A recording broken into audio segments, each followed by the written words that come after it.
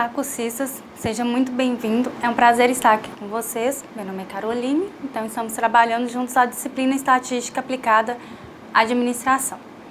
Peço que em nossas aulas vocês estejam munidos de papel e caneta para que quando surgir alguma dúvida, vocês anotarem e depois postarem no nosso fórum de tira-dúvidas. Já aproveitando a oportunidade para dizer que vai haver um fórum de tira-dúvidas para cada uma das nossas aulas. Então postem as dúvidas no fórum pertinente à aula. Hoje vamos falar, então, um pouco sobre a probabilidade. A origem da teoria da probabilidade está relacionada aos jogos de azar desde o século XVII, pois surgiu a necessidade de um método racional para calcular os riscos dos jogadores de jogos de carta e de dados, entre outros. Posteriormente a essa teoria, passou a auxiliar governos, empresas e organizações profissionais em seus processos de decisões, ajudando a desenvolver estratégias. Na área de gestão, passou a ser uma ferramenta para a tomada de decisão e para a análise de chances de risco. Por exemplo, para você decidir por um ou outro procedimento médico, é essencial conhecermos as chances de cada um dar certo. Isso vale também a escolha de alternativas decisórias em um sistema de gestão, até para sabermos os riscos em uma exposição pública afetar a imagem de um político. Temos de conhecer a probabilidade de ela causar danos ou não. Para que você possa entender melhor os principais conceitos da probabilidade,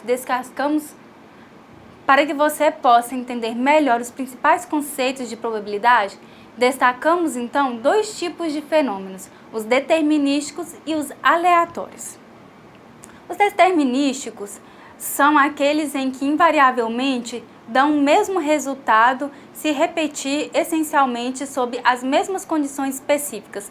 Um exemplo é a aceleração da gravidade, atualmente sobre um corpo em queda livre na ausência de ar, o vácuo, por exemplo.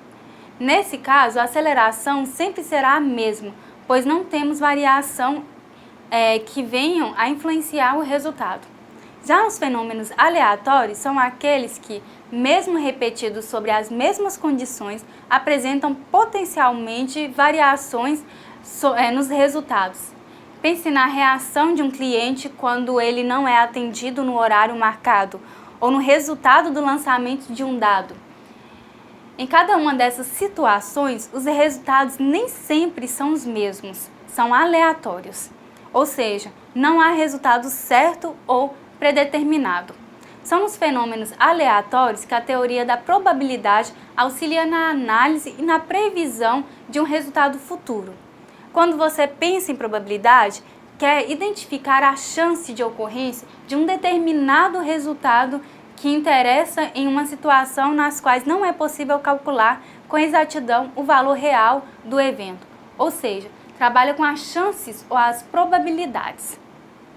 Para você calcular a probabilidade de um resultado, é necessário que ele esteja associado a um experimento aleatório, ou seja, a qualquer processo que tenha um resultado incerto ou casual.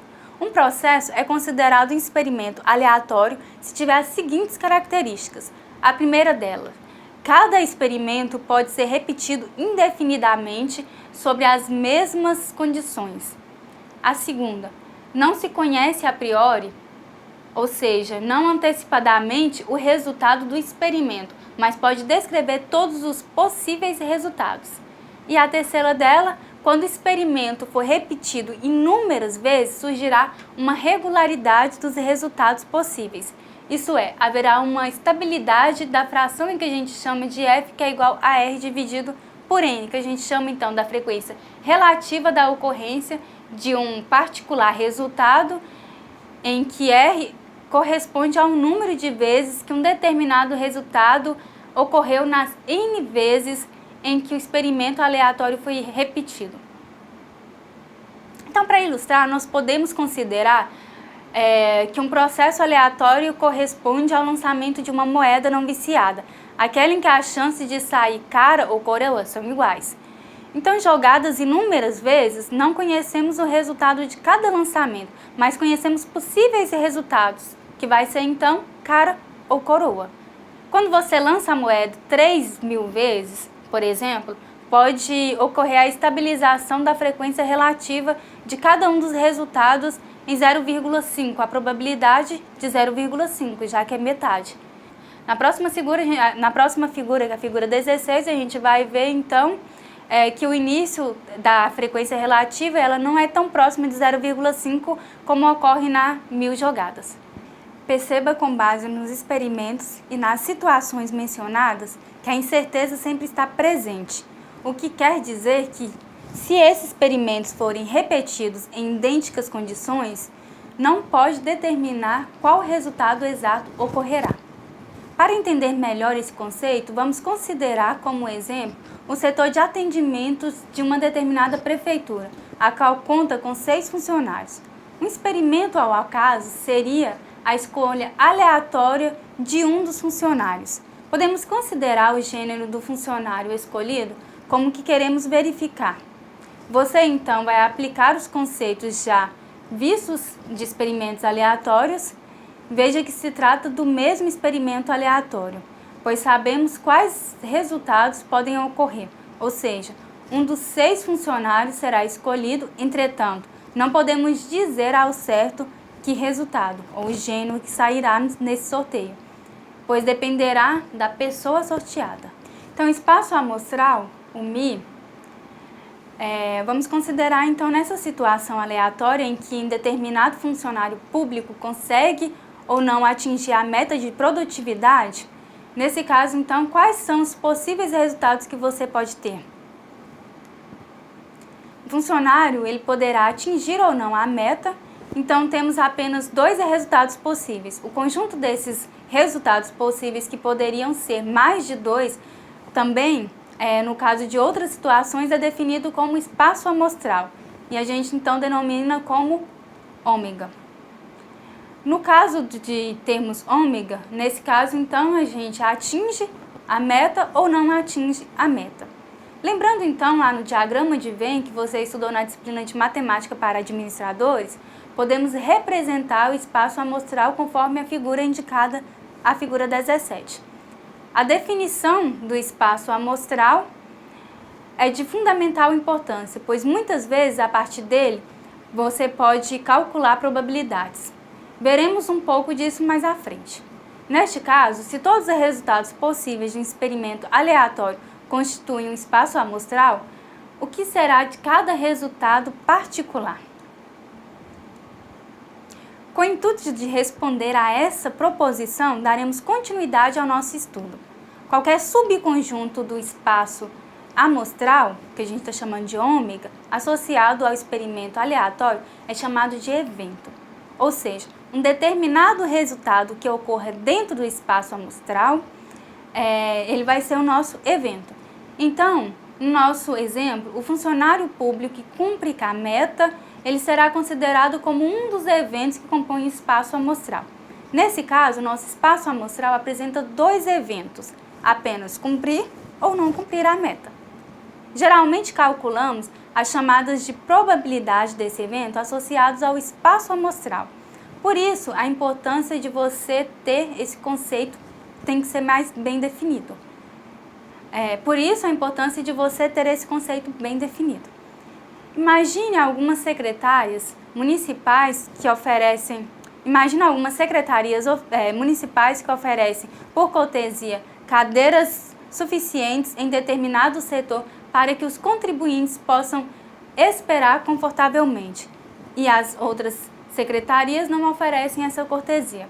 Vamos ver então o que o problema pode ser formulado dentro desse contexto de experimento aleatório no espaço amostral e evento.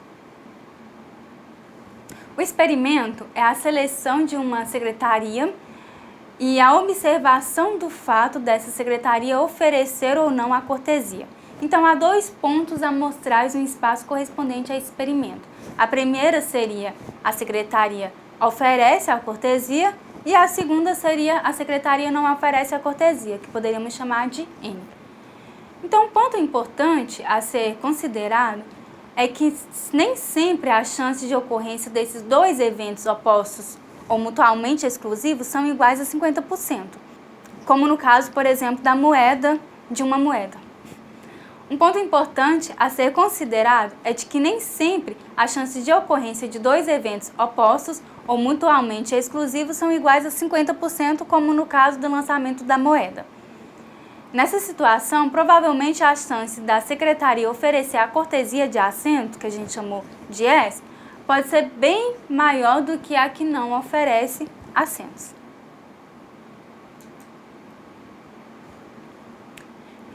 Então, até agora, vimos diferentes importantes conceitos relacionados à estatística. Vamos agora definir o que vem a ser probabilidade para entender esse conceito. Imagine as seguintes situações. 50% do resultado de um lançamento de uma moeda seja cara e 95% de certeza que um determinado serviço será realizado por uma prefeitura em tempo hábil e em cada 10 servidores públicos não tem ido trabalhar pelo menos em um dia da semana. Como você pode ver, estamos falando acerca de chances que venha algo. Como você pode ver, estamos falando acerca de chances de que algo venha a acontecer. Então, a probabilidade de ser assim considerada a chance de que um determinado evento venha a acontecer. Então, a gente tem que, se um evento pode ocorrer de N maneiras mutuamente excludentes e igualmente prováveis, e M são dessas ocorrências que têm características E. Então, a probabilidade de ocorrência vai ser P de E, que é M dividido por N, em que M é o número de eventos favoráveis à probabilidade E, que se deseja calcular, ou seja, o número de vezes que E acontece, e N aqui é o número total de ocorrências de um evento do espaço amostral. A visão da frequência relativa depende da produtividade do mesmo processo e da habilidade de contarmos o número de repetições. Sendo assim, se algum processo é repetido um grande número de vezes e algum evento com característica, isso ocorre, alguma característica. Sendo assim, se algum processo é repetido um grande número de vezes N, e se algum evento com característica E ocorre M vezes, a frequência relativa vai ser M dividido por N, que é aproximadamente igual à probabilidade de P de E. Contudo, observe que M dividido por N é apenas uma estimativa de P de E. Lembre-se do experimento anterior citado, em que a moeda foi lançada 3.000 vezes lá na figura 16. Então, a visão da probabilidade subjetiva é a medida da confiança em que temos sobre a verdade de certa proposição, ou apenas de não termos cálculos precisos sobre este valor. Imagine proposições sobre a probabilidade de que o Brasil vença a próxima Copa do Mundo, ou que em 3 anos teremos um modelo eficiente de gestão pública, ou que a capacidade de processamento computacional se igualarão à capacidade do cérebro humano em 30 anos. São apenas estimativas educadas que não se baseiam em cálculos precisos. Para que você entenda melhor alguma dessas definições de probabilidade, veja então a descrição que preparamos a partir de uma situação. Para que você entenda melhor algumas das definições de probabilidade, veja a descrição que preparamos ao longo de uma situação. Imagine um determinado setor de uma prefeitura que há os seguintes funcionários: Carlos, Jaqueline, Juliana, Girlene, Cláudio e Larissa. Ou seja, então temos 6 funcionários. Vamos pensar agora.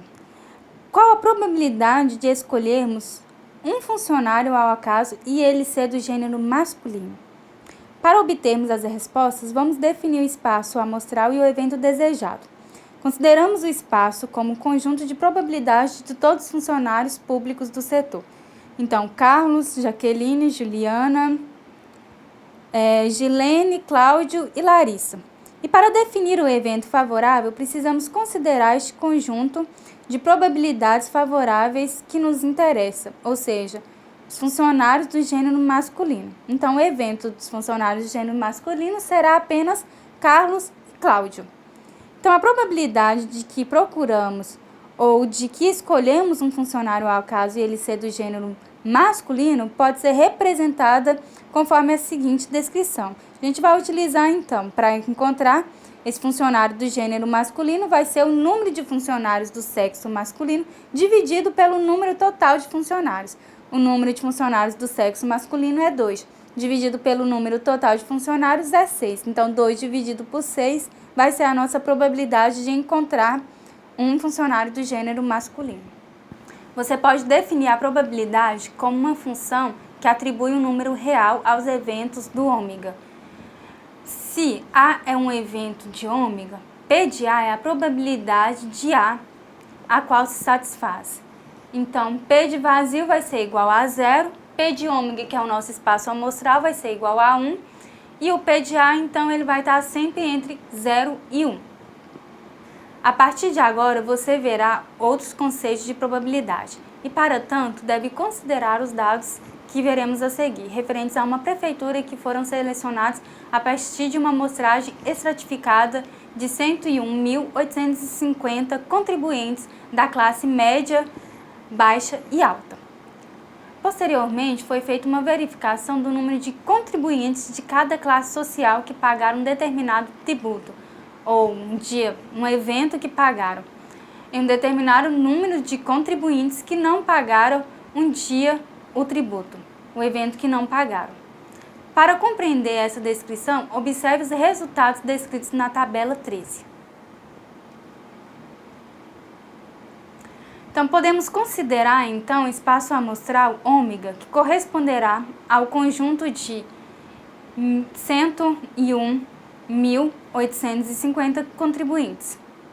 Agora, para ampliarmos essa discussão juntos, você vai considerar os eventos apresentados a seguir, para trabalhar com eles. P, então, é contribuintes que pagaram o tributo em dia. NP são contribuintes que não pagaram o tributo em dia. MP é o contribuintes de classe média baixa. M, interseção com MP, na realidade, P, interseção com MP, é contribuintes que pagaram P, o tributo em dias e ao mesmo tempo, são da classe média baixa. E ali, P união com MP são contribuintes que pagaram o tributo em dia ou são da classe média baixa.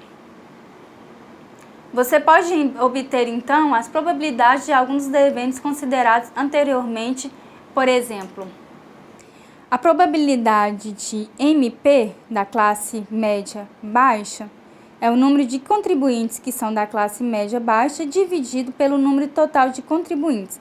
Então, o número de contribuintes da classe média baixa, nós temos que é 85.881 e o número total de contribuintes, então esse valor vai ser dividido por 101.850, que vai gerar, então, um resultado de 0,843. Já os contribuintes que pagaram em dia, P de P, que é o número de contribuintes que pagaram em dia, dividido pelo número de total de contribuintes.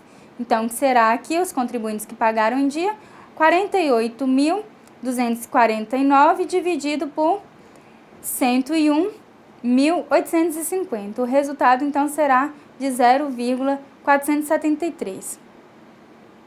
Considerando os contribuintes que pagaram em dia e os que pagaram em dia e os que não pagaram em dia, então, considerando os contribuintes que pagaram em dia e os que não pagaram em dia, temos apenas esses dois resultados possíveis. Para obtermos a probabilidade de contribuintes que não pagaram em dia, basta obtermos a probabilidade complementar do evento P de A, da probabilidade do espaço amostral.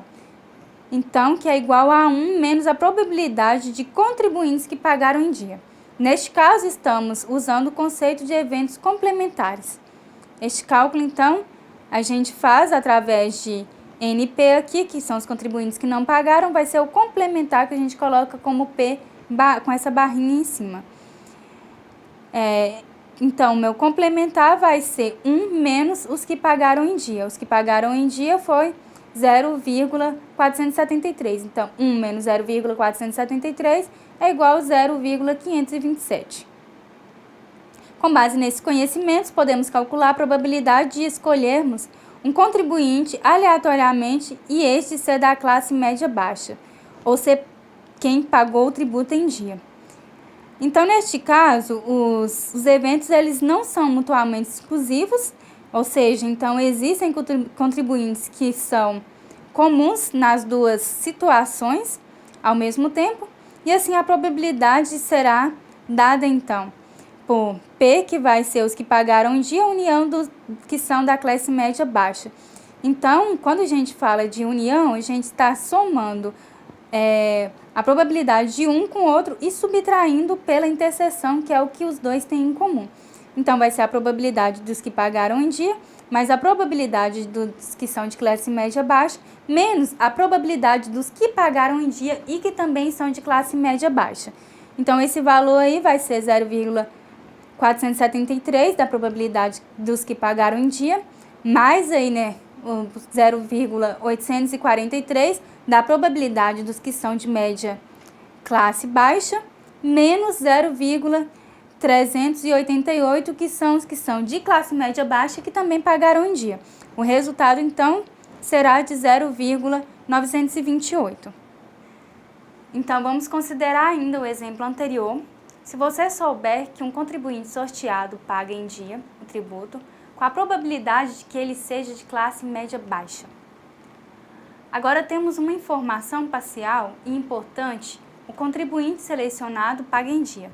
Vamos então designar a probabilidade P quando se sabe que o contribuinte paga em dia o tributo, e MP que quando ele é de classe média baixa. Assim, a probabilidade que chamaremos de P de MB, assim a probabilidade que chamaremos da probabilidade de MB por P é denominada probabilidade condicional de MB dado por P.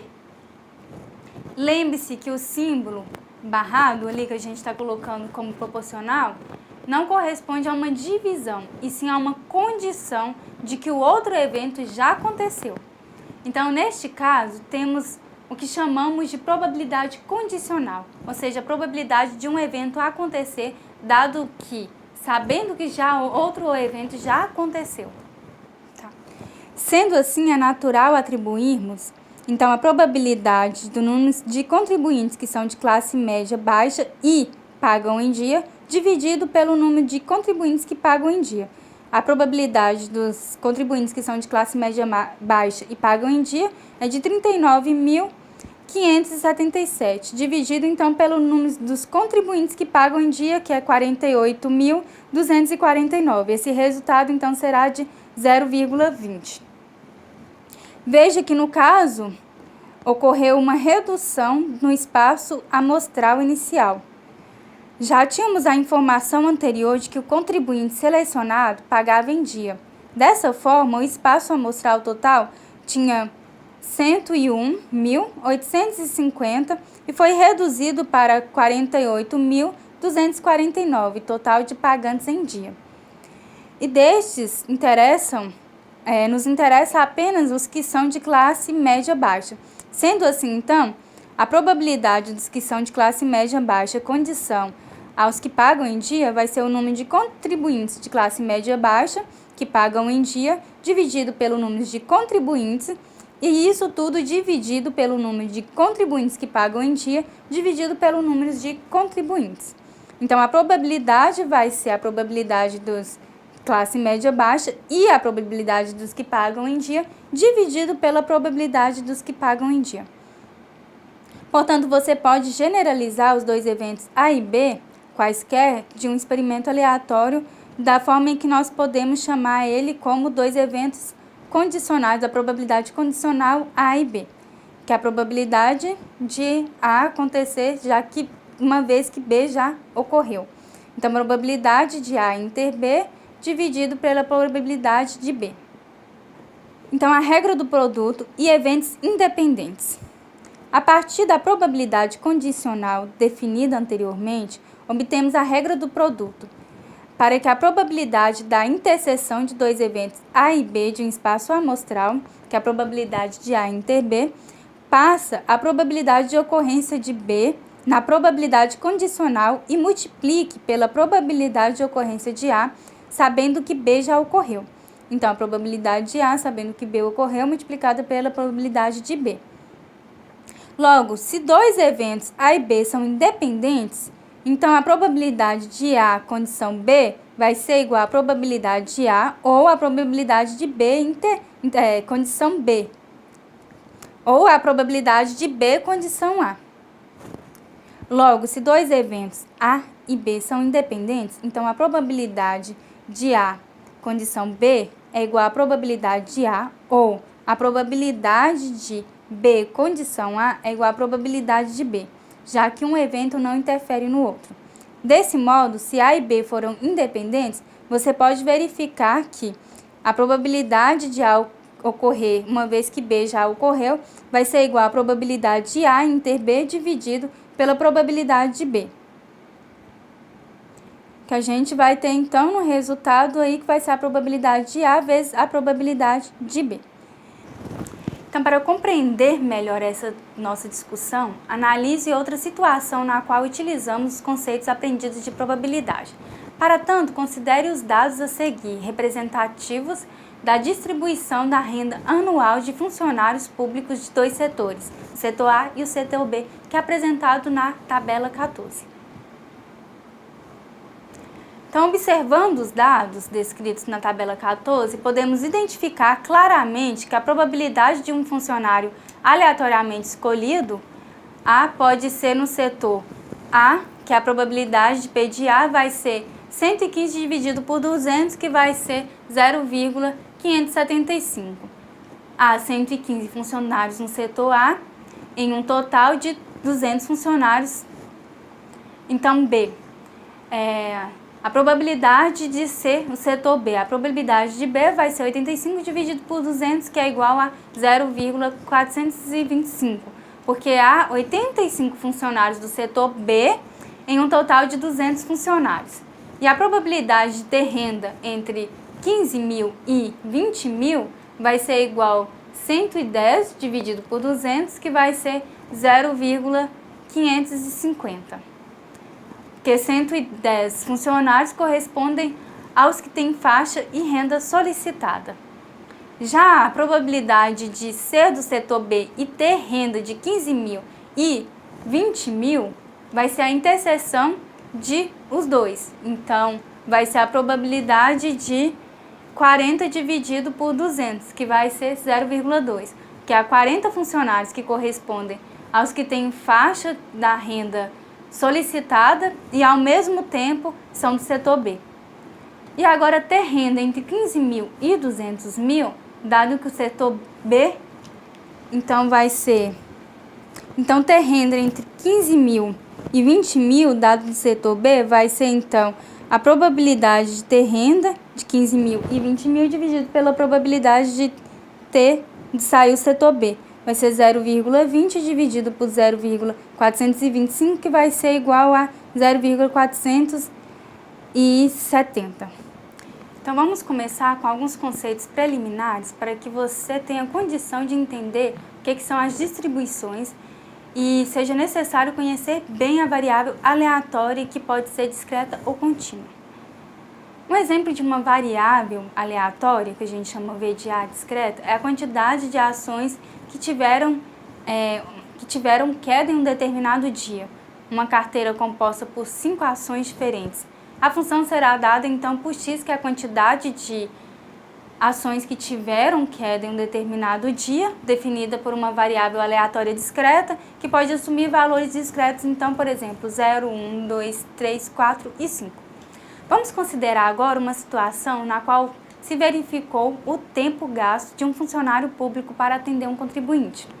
A função será y, que é o tempo gasto por um funcionário público para atender o contribuinte, definindo então a variável aleatória contínua, que pode assumir valores infinitos. É importante ressaltarmos que a variável aleatória tem a notação da letra maiúscula e seus possíveis valores são representados por letras minúsculas, como utilizaremos anteriormente.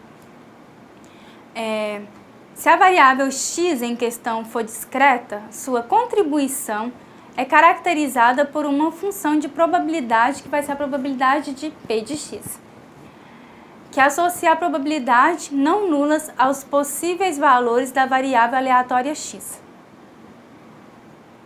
Distribuição de probabilidade discreta. Imagine uma situação na qual somente podem ocorrer dois possíveis resultados, que vai ser o sucesso ou o fracasso. Então veja alguns exemplos. Uma venda é efetuada ou não por uma ligação de call center. Um contribuinte pode ser inadimplente ou adimplente. Uma peça fabricada tem algum defeito ou não tem nenhum defeito. Uma guia recolhida pode ter seu preenchimento ocorrido de forma correta ou incorreta. E, por exemplo, um consumidor que entra em uma loja pode comprar ou não um produto. Essas situações correspondem a variáveis aleatórias dicotômicas. Então, essas situações correspondem a variáveis aleatórias dicotômicas que seguem a distribuição de Bernoulli, ou seja, se associarmos uma variável x aos valores resultados dos experimentos de uma forma x igual a 1 e o resultado do sucesso igual e x igual a 2, se o resultado for fracasso, então a variável aleatória x, assim definida como a distribuição de Bernoulli, como P sendo a probabilidade de sucesso e Q, que vai ser 1 menos P, é a probabilidade de ocorrer fracasso. Observe que Q ele é igual a 1 menos P, porque o sucesso e o fracasso são eventos complementares ou mutuamente excludentes. Neste momento, você deve saber que quando estamos falando de um sucesso, devemos relacioná-lo com o objetivo do exercício ou problema a ser resolvido, o que muitas vezes não pode ser algo bom. Por exemplo, sucesso pode ser a constatação de defeito no teste de qualidade de uma peça fabricada.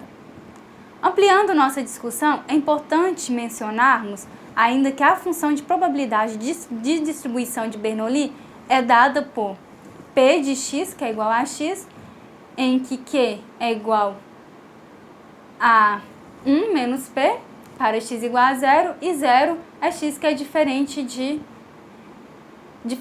0 ou de 1. Sendo assim, então, a média e a variância do desvio padrão serão obtidos pela média, que vai ser P, corresponde à probabilidade de sucesso.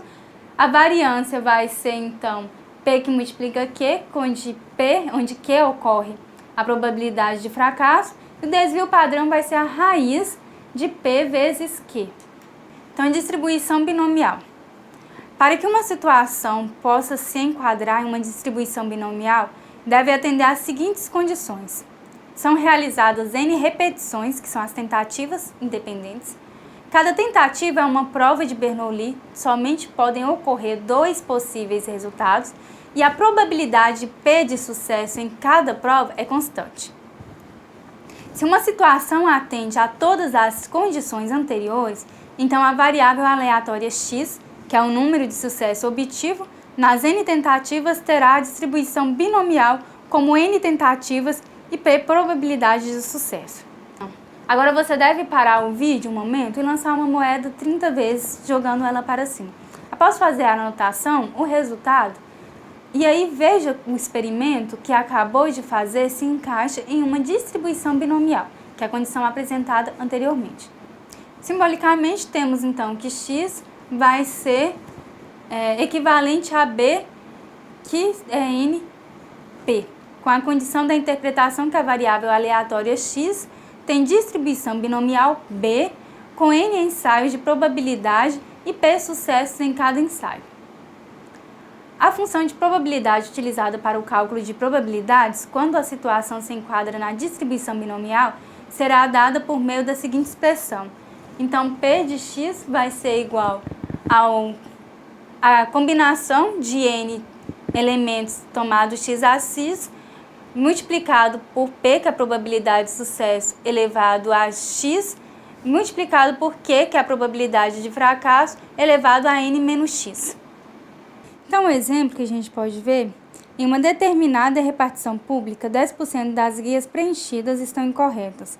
Essas guias correspondem a uma liberação na qual 5 delas devem estar preenchidas conjuntamente.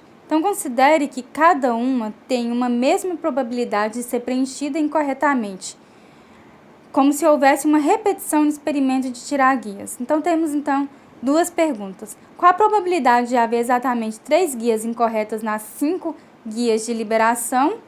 E qual que é a probabilidade de haver 2 ou mais guias incorretas nas 5 guias de liberação? Para a letra A, que é a probabilidade de haver exatamente 3 guias incorretas nos 5 guias para liberação, o sucesso aqui é a ocorrência das guias preenchidas incorretamente.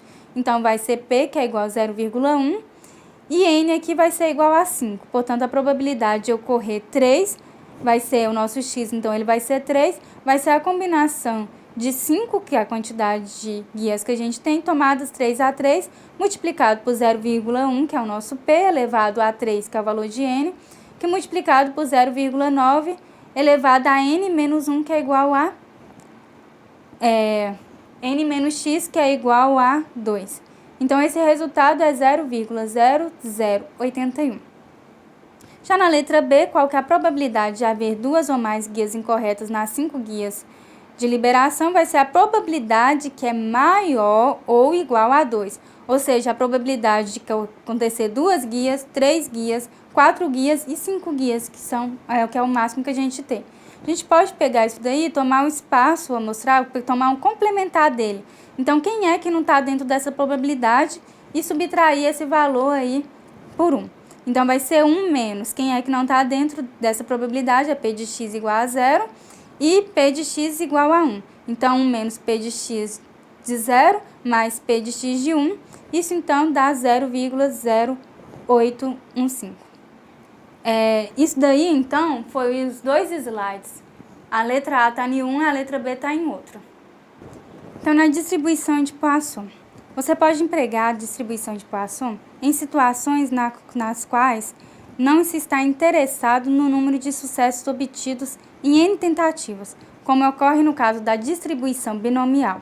Entretanto, esse número de sucessos deve estar dentro do intervalo contínuo, ou seja, o número de sucessos ocorridos durante o intervalo contínuo, que pode ser em um intervalo de tempo e de espaço. Imagine que você queira estudar o número de suicídios ocorridos em uma cidade durante um ano, ou o número de acidentes automobilísticos ocorridos em uma rodovia em um mês, ou ainda o número de defeitos encontrados em um rolo de arame de 500 metros.